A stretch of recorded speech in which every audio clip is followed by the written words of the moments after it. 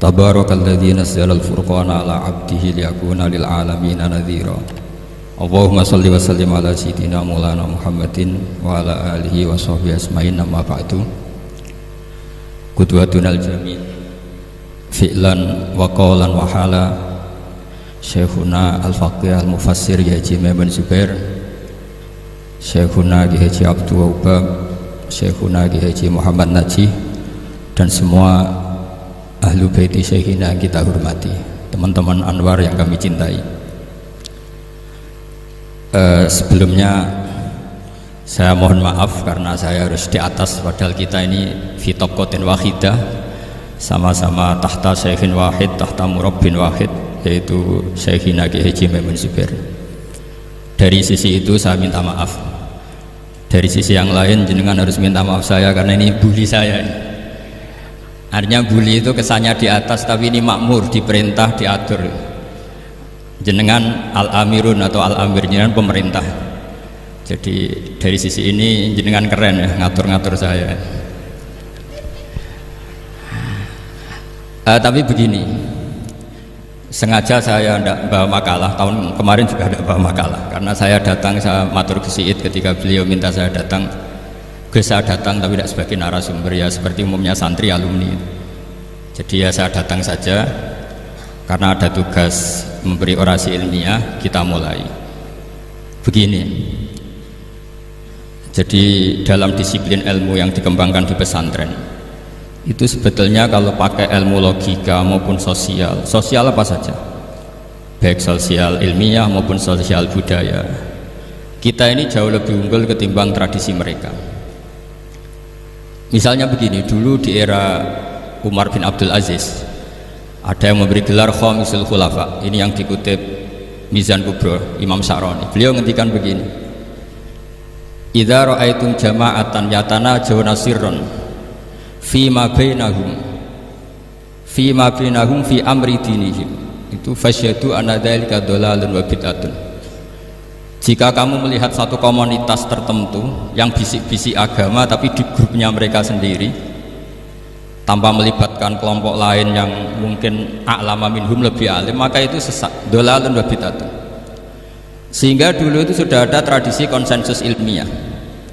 Konsensus ilmiah ini diputuskan oleh konsensus yang min ahlil ilmi, sehingga orang yang tidak ngalim itu ya konangan. Kalau sekarang nggak pati konangan, tahu-tahu ada orang nggak jelas juntrungannya punya majelis tafsir yang bisa saja cindil tikus itu halal, hanya karena berdasar dalil, misalnya kula ajitu fima uhiya ilayya muharraman ala ta'imi yat'amuhu illa yakuna maitatan aw damam masfuhan aw lahma khinzir, sehingga dianggap yang halal itu banyak, yang haram hanya 3. Saya pernah ketemu di antara mereka, tanya, apa betul Gus Bak menurut Islam begitu? Terus saya baca di antara ciri Nabi itu yang ada di kitab Taurat dan Injil itu wa yuharrimu alaihimul khobais. Jadi kadang mawadiul halal wal haram itu tidak disebut di halal haram, tapi disebut di sifatun Nabi. Sifatnya Nabi adalah wa yadau anhum israhum wal aghlal allati kanat alaihim. Di antara sekian sifat itu wa yuharrimu alaihimul khobais, dan Nabi mengharamkan sesuatu yang menjijikkan. Nah kira-kira itu cindil tikus itu kalau sampean dakok di ruang tamu menjijikkan enggak? Ya jijik, ya sudah haram saja kata saya. Akhirnya sebagian mereka ya tobat, mau ngaji sama ahlinya. Dulu ketika Imam Malik ngarak Muwatta itu beliau ngendikan, dan ngendikan itu saya hafalkan. Ini ada di kitab Al-Manhalul Latif, juga dikutip Gus Najih dalam kitabnya At-Tajridul Musaffa. Aradtu kitab bihada ala sab'ina faqihan min fuqaha il-Madinah fakulluhum wato'ani fasamituhu al-Muwatta. Kitab ini sudah saya tasihkan ke 70 ahli fikih di Madinah, kemudian semuanya setuju, fakulluhum wato'ani, semuanya sepakat, fasamituhu al-Muwatta, maka kitab ini saya namain al-Muwatta, yang disetujui. Sehingga kita tidak boleh menjadi orang-orang alim humul sendiri dewean terus dikultuskan santrinya, serambutnya gondrong, terus muridnya jari dulang Nabi Khidir, sekambine kok kali jogo gitu, terus terkenal wali itu. Ini kalau kita begitu bahaya. Makanya saya senang model pendidikan Anwar, ilmu itu dikonsensuskan siapa yang alim di takrib, di mu'in, ada debat, ada macam-macam, sehingga yang terbaik baik secara ilmu maupun perilaku dituakan. Ini penting. Kalau ilmu tidak dikontrol itu repot. Saya berikan contoh betapa kita lebih kritis ketimbang tradisi di kampus. Saya pernah didebat sama salah satu kelompok ormas tertentu. Pak Baha, apa alasannya orang NU kalau megang istrinya itu kok batal? Wong istrinya digauli saja boleh, masa megang itu batal? Terus saya jawab, kamu tahu definisi mahram? Nggak tahu. Mahram itu orang yang haram dinikah. Yang haram dinikah itu ya ibu, anak, bule, ponakan. Yang haram dinikah itu namanya mahram. Justru istri itu namanya ajnabiyah, orang lain. Makanya boleh dinikah. Jadi statusnya istri itu orang lain, ajnabiyah, sehingga boleh dinikahi. Kalau mahram malah nggak boleh dinikahi. Mereka akhirnya sadar, oh ternyata selama ini keliru. Membahasakan istri mahram itu keliru. Ya terus akhirnya dia jadi Syafi'i dadaan tadi. Pernah juga ada seorang kiai yang kepikiran mau mengharamkan atau menganggap ada fidah kalau orang haji itu rokok. Alasannya kalau kata pakar-pakar Kuwaitar itu cengkeh itu wangi. Kalau cengkeh wangi berarti kalau haji rokok itu artinya pakai apa? Wewangi. Itu hampir saja deal. Karena ya memang cengkeh itu wangi. Kemudian diingatkan sama kiai yang lain. Anda berani fatwa kalau orang Jumatan sunat ngerokok karena pakai wewangi? Terus wah iya, tidak jadi. Jadi ini pentingnya ilmu itu konsensus. Sehingga saya bicara di sini pede bukan karena saya merasa benar, enggak, kan nanti ada yang nasah. Kalau benar ya sampean dukung, kalau salah ya tinggalkan saja, biasa saja. Karena kalau sampean sama-sama tadi saya sudah bilang tahta topkotin wahidah, kita tahta syekhin wahid, tahta mursyid wahid. Saya pikir ilmu saya dan sampean jauh-jauh lah. Kita beda jauh kan dengan Gus Najih karena beliau alim, bisa ngarang kitab banyak. Kalau saya jenengan kan ya sama-sama nggak jelas gitu ya, sudah pokoknya santai-santai saja. Pokoknya rileks saja. Yang jelas saya datang ke sini itu mau cerita kebanggaan saya sebagai orang pesantren, produk pesantren kalau kata Gus Barak tadi. Di kampus itu saya berkali-kali ketemu doktor, profesor, dan mereka umumnya itu orang-orang yang galau, yang gelisah. Dan lucunya itu mereka memposisikan saya sebagai penasihat. Karena apa? Memang ilmu pesantren itu unik. Ilmu yang bisa menjawab problem apa saja. Mereka misalnya tanya begini, Pak Baha, saya ini orang kampung, yang bapak saya itu utun, kan? Utun itu lugu, bisa menjadikan saya doktor, saya jadi dekan, saya jadi rektor. Tapi setelah di kota dengan sekian ilmu yang saya pelajari dari Eropa, dari Amerika, sekedar anak saya tidak narkoba itu sudah susah, kok ranking nggak dengar anak saya ditangkap BNN itu sudah seneng saya. Artinya apa? Dia sadar ternyata kearifan lokal yang dididik para kiai menjadikan anak-anaknya jadi profesor, jadi dokter. Tapi dengan ilmu kedoktorannya orang menjadikan anaknya ranking itu susahnya bukan main. Karena nggak ada kearifan. Ilmu yang mereka anggap adalah dianggap ya, tentu tidak hakikat, eksak. Eksak saja sebetulnya tidak juga subjektivitas mereka. Misalnya begini, ini contoh sekian. Pernah saya lomba cepet-cepetan matematika. Kalau saya kan pernah dimintai konsultan sebagai badan Basnas Nasional. Mereka kalau ngitung ya zakat tijarah itu 2,5%. Mungkin zakat ziroah berapa? 10% atau 20%. Kangkang yang di sini tak pikir itu mesti bingung karena gaya porogabit itu mesti raiso. Dan mereka tak tantang, coba jenengan bikin porogabit, saya pakai matematika pesantren, itu cepet saya. Karena matematika kita adalah matematika ummi. Ummi itu orang Arab, ummiin. Gak usah diterjemah apa, sudah ummiin saja. Ummiin itu keibu-ibuan lugu. Jadi kalau nggak bisa itu ya terlalu. Misalnya 2,5%, kalau kita bilang kan rubul usur. Ya sudah 1.000 itu diusurkan dulu menjadi 10. Setelah 10 itu kan misalnya ya 1.000 berarti usurnya 100, ya kan? Setelah 100 cari rubuknya berapa? 25. Berarti setiap 1 juta 2,5% adalah 25. Mereka masih garap porogabit, saya sudah cepat 1.000 usurnya 100, rubuknya 25. Namanya rubul usur. Begitu juga misalnya kita punya aset 100, nisful usur, usurnya 10, nisfunya berarti 5. Itu rasa porogapet cepet ketimbang sampean porogapet 2,5% kan suwi. Terus dia tanya, Pak matematikanya kok cepet? Dapat ilmu dari mana? Pernah kuliah di mana? Ya saya ngaji di sarang sama Mbah Mun, terus saya ngaji beberapa ilmu. Nah, kelirunya rata-rata santri itu faro itu ya ora seneng. Nah, bulat. Nah ini cerita saja. Jadi kita bisa membuktikan ke khalayak ramai kalau kita tidak kalah. Khawarizm Al-Jabar terkenal di barat, Avicenna atau Ibnu Sina itu ya dengan ilmu-ilmu umum. Dan mereka fasih sekali menerangkan ilmu medis, ilmu apa. Fasih sekali. Sehingga ketika sekarang teknologi katanya adanya di barat, di Eropa, sebenarnya mereka itu kagum sama Islam. Karena mereka ngakui bahwa di antara ilmu itu dari Islam, zaman Khawarizm, zaman Al-Jabar, zaman Avicenna, zaman Ibnu Rus dan sebagainya. Saya beri sekian contoh dan ini saya bilang tanyakan ke orang kafir yang paling inat, paling lacet di dunia. Tanyakan ayat ini, pasti artinya seperti ini.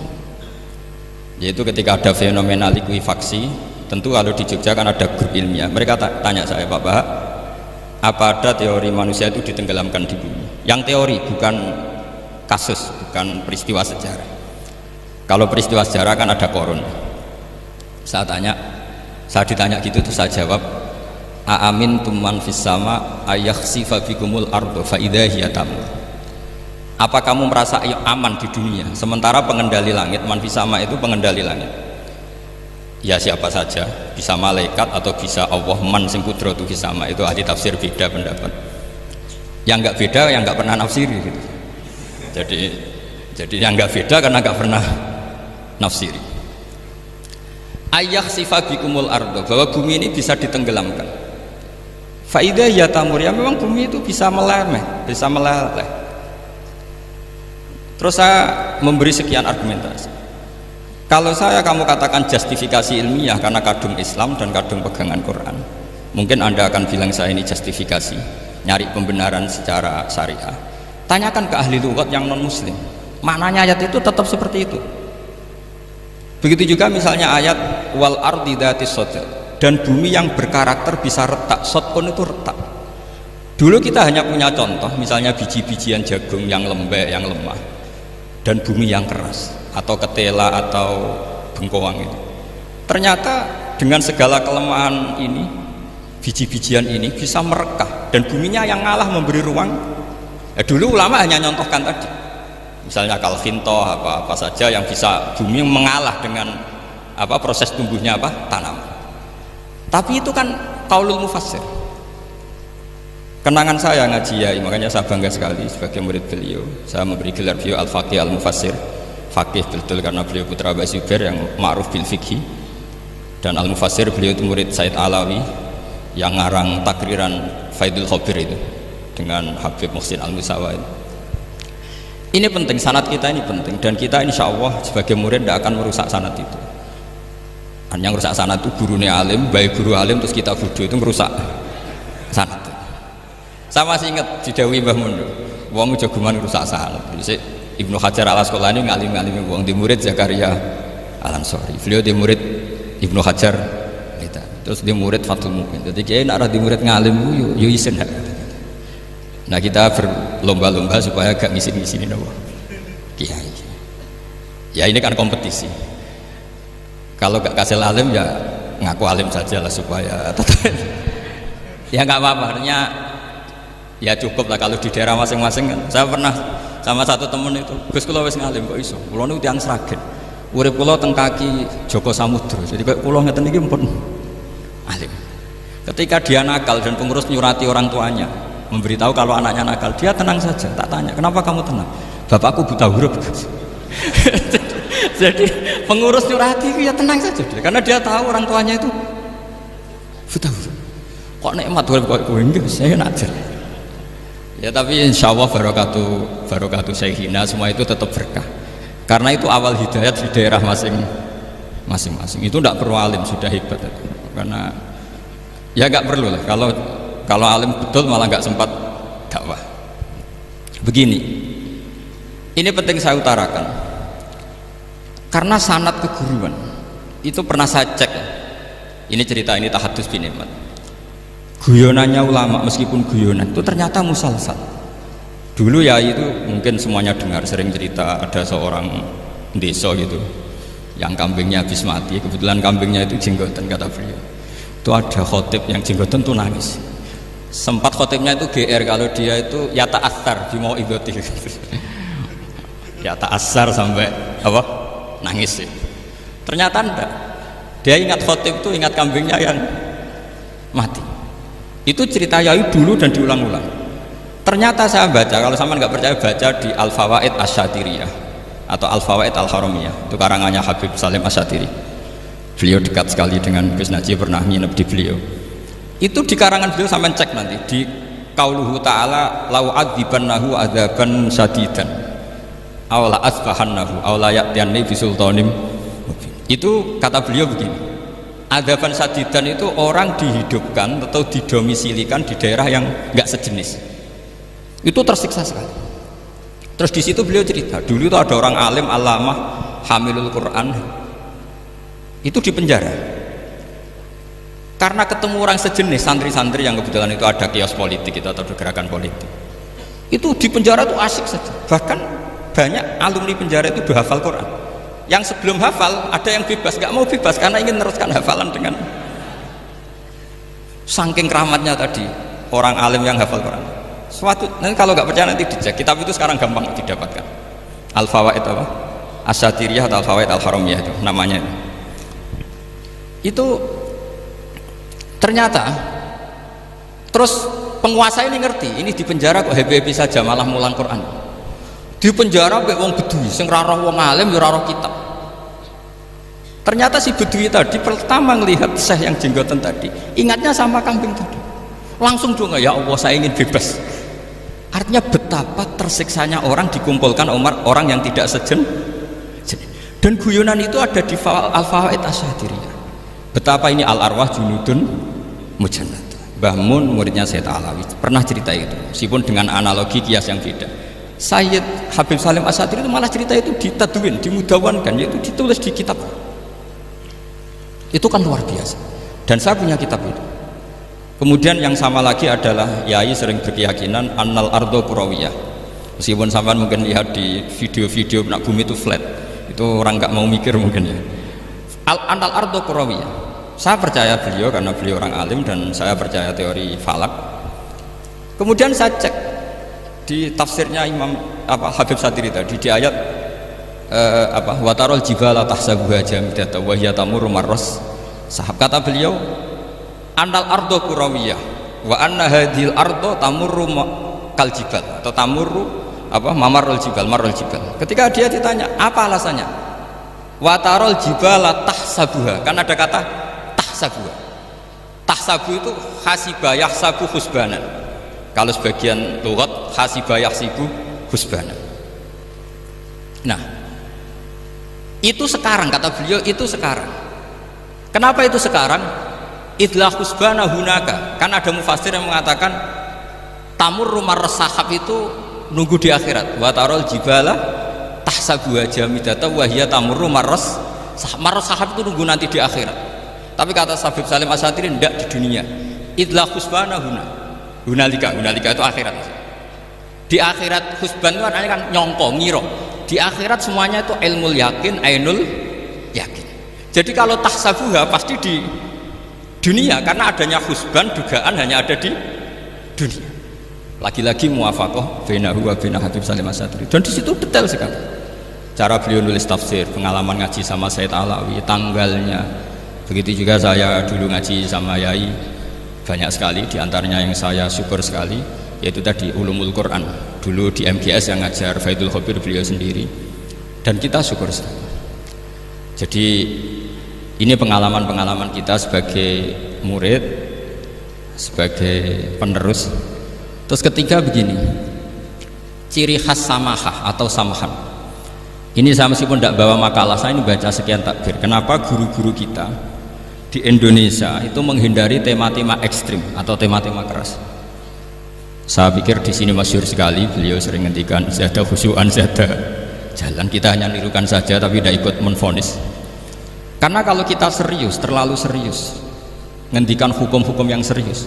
Nanti kejadiannya begini, ini saya baca takbir ini dari kitab Ibnul Qayyim di I'lamul Muwaqqi'in an Rabbil Alamin dan dari kitab Nasaihul Ibad. Ketika lisan dihisab sama Allah Ta'ala dan mendapatkan azab yang paling tinggi dibanding jawarih yang lain, itu ketika lisan menanyakan sama Allah, kenapa ya Allah saya punya adab yang begitu ekstrim? Jawabannya Allah, kharajat minka kalimatun balagot masyariqal ardi wa magharibaha fasufikat bihad damul haram wa ukhidha biha al malul haram wa antuhika biha al farjul haram. Jadi kalau fatwa serius menjadi ekstremis, apalagi fatwa-fatwa tentang chaos, tentang apa, itu nanti resikonya itu ada safkut dima, dan itu hal yang dihindari ulama dulu. Kamu jangan pernah fatwa dengan meluncurkan satu kalimat yang dengan kalimat itu bisa saja sufika biha adamul haram, orang-orang yang nggak perlu mati harus terbunuh dan sebagainya dan sebagainya. Kalau dalam Nasaihul Ibad redaksinya adalah kharajat minka kalimatun balagot masyariqal ardi wa magharibaha. Ini kalau di kitab Ibnul Qayyim redaksinya itu ada seorang ulama yang ngeluh ketika habis ngajar Al-Hudud.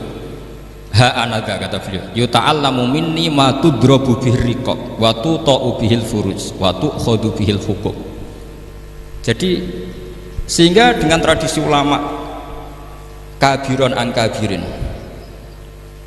dulu-dulunya itu memang ulama menghindari tema-tema ekstrim, bukan karena tidak bisa, karena takut ini kalau salah fatwa nanti safkut dima. Dan itu yang dilakukan Said Hasan bin Ali ketika beliau konflik, ya dengan tanda kutip konflik dengan Muawiyah. Kata beliau, bisa saja ini hak rajulin, ya sudah tak kembalikan ke dia, bisa saja hak saya tak kasihkan ke dia, haknan lidima'il muslimin.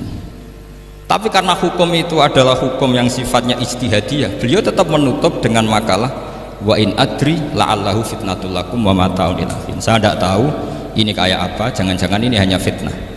Kenapa beliau tetap menutup hukum wa in adri dan kemudian ditiru terus oleh Imam Malik? Setiap ditanya sering bilang la adri, sampai yang tanya pernah mangkel. Ini pernah dikutip Gus Najih dalam kitab At-Tajridul Mustafa, juga ada di Al-Manhalul Latif. Kenapa sa'alim engkau selalu jawab la adri? Kata Imam Malik, jawab, saya ini orang jauh, kalau sampean bilang la adri nanti gimana? Saya laporannya disuruh tanya. Kata Imam Malik, happy saja. Fa'abligh man wara'aka anni la adri. Enggak kamu tok yang harus tahu kamu saya la adri. Ya kandhani pisan umat temen aku ya la adri. Jadi ulama dulu saking khosnya sama Allah, khosyah, bilang enggak tahu itu enggak masalah. Karena begitulah sanad mereka dalam hal-hal yang ijtihadiyah, yang potensi safkut dima. Saya ulang lagi, yang potensi safkut dima itu milih aman bilang la adri. Sampean kalau nggak percaya dicek di Sahih Muslim atau di kitab-kitab hadis sahih yang lainnya. Dan ini juga yang dipakai Ibnul Qayyim ketika bikin muqaddimah I'lamul Muwaqqi'in dalam Khotorul Fatwa. Ada seorang namanya itu Buraidah. Buraidah itu Amirul Jaysh. Itu setiap mau perang atau punya MOU dengan kelompok lain, kata Rasulullah, jika mereka menginginkan kamu ala antun zilahum ala hukmillah wa ala hukmi rasulillah falatun zilhum ala hukmillah wa ala hukmi rasulillah. Ada redaksi yang fi dhimmatillah fi dhimmati rasulillah, walakin anzilhum ala hukmi, posisikan bahwa MOU itu atas nama kesepakatan kamu dan mereka. Fa innaka la tadri atusibah hukmallahi amla, karena kamu tidak tahu apa kamu persis sebagaimana hukum Allah pandang. Kamu tidak bisa misalnya secara fikih, misalnya ada Zaid ini kafir harbi, terus kamu bilang ini wajib diperangi karena kafir harbi. Oke, itu mungkin. Tapi masalahnya bisa saja khusus Zaid ini ada sunnatullah, ada ilmu Allah yang mau diberi hidayat sehingga ada perlakuan khusus. Sampai lihat dalam Asra Badrin, itu yang ketangkap di Asra Badrin itu kan semuanya kafir harbi. Ini alhamdulillah ini beliau rawuh.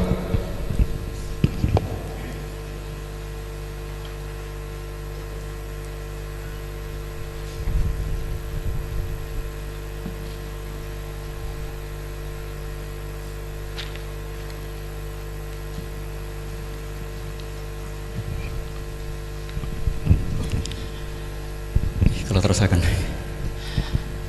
itu di Asra Badrin itu kan semuanya yang ketangkep itu adalah orang-orang yang dulu kafir harbi, termasuk mimpinihim ada Said Abbas.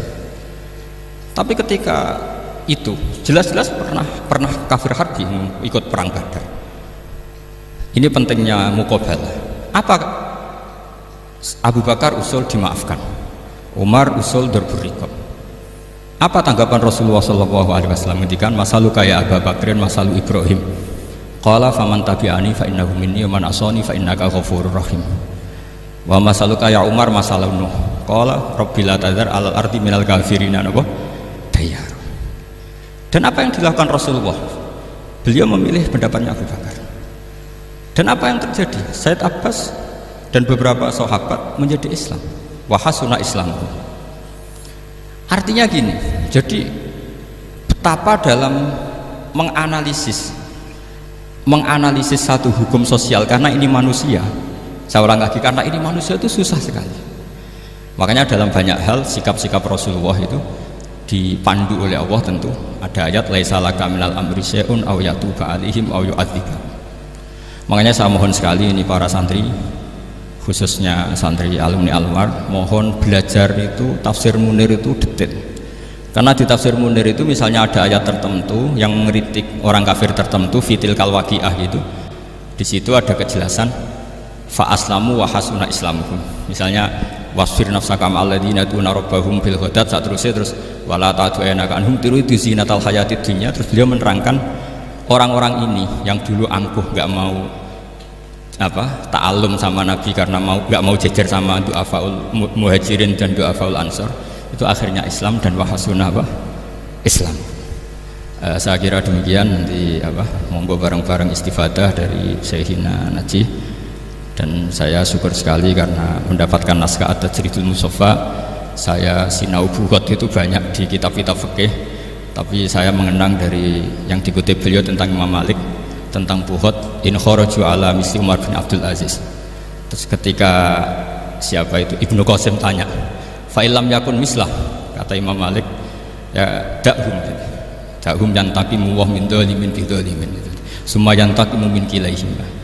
Jadi sikap-sikap dari Syekhina, dari para ulama-ulama kita yang sabar ngadepi umarok yang macam-macam, itu adalah sikap dari guru-guru kita musalsalila Rasulillah sallallahu alaihi wasallam. Ini penting saya utarakan karena jangan sampai kritis kita sampai menjadikan bangsa ini chaos. Kalau chaos nanti safkut dima, tentu itu yang enggak diinginkan Sayyid Hasan bin Ali, dan beliau dapat gelar dari Rasulullah inna ibni hadza la sayyidun wa la Allah yuslihu bi baina fi'atin azimatan. Saya kira demikian, dan bareng-bareng monggo istifadah dari Syekhina Najih.